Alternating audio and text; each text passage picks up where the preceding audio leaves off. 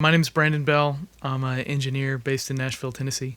Being in Nashville, I was really fortunate to get into kind of bluegrass territory early on, working with another engineer, Gary Pachoza. Wasn't something that I listened to a lot as a, growing up or even as a teenager, but man, I really learned to love it. It's something I listen to a lot now, even though that it may not be something I'm working on.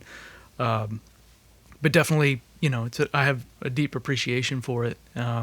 For all the styles of music. I grew up listening mainly to rock, old rock. So everything is a little different from what kind of home base is for me, but it's still, at the end of the day, we're all just trying to express, some feelings and emotion to people. So I think music kind of works that way, whatever genre it is,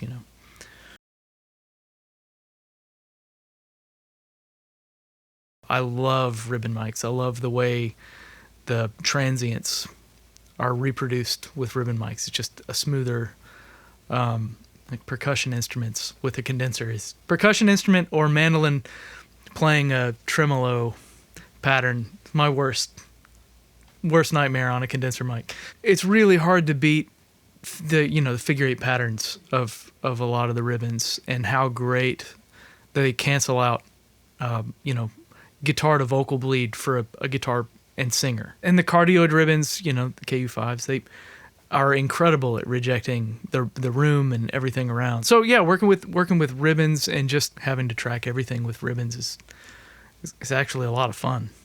And I wasn't, at no point did I feel like we were missing or lacking something. That's an amazing tool the engineers get to use, and ribbons just do it better than anything else.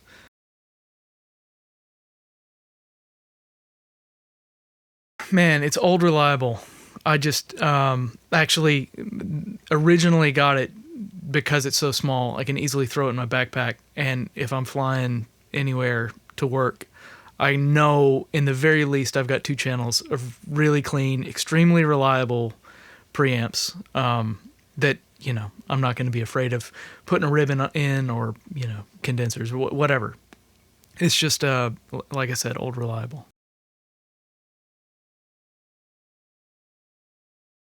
I was lucky enough to have known some of these artists beforehand, so that helps.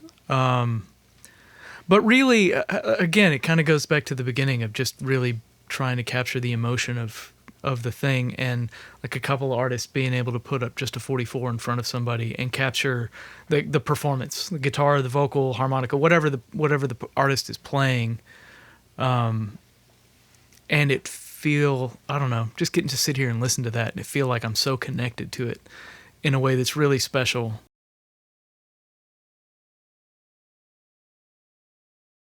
Find the stuff that you gravitate toward. Listen to, what you think the best version of that is, and find ways to. I don't know if I'm not a huge person to replicate stuff because I think it's already been done and it's already been done well. So there's always room to grow and find different ways to do things, but just do it.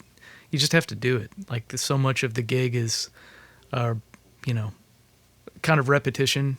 Get your 10,000 hours of, doing it wrong a couple times and learning tricks so that you don't screw it up, the same way. And but that's how we grow. You just have to do it.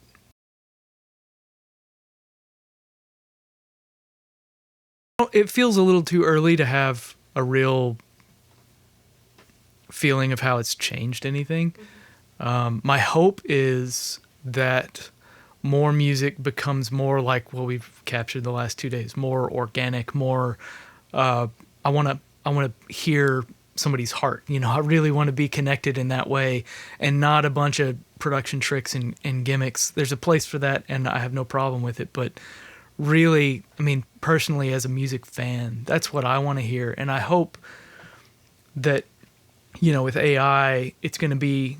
Feels like it's easier to replicate, a grid and all of those things. But I want to hear music that moves, and I think and I hope that that's kind of what comes out of it. Is there's a lot more real life, organic people playing music together in a room. Who knows what really happens? Certainly what I'm hoping for.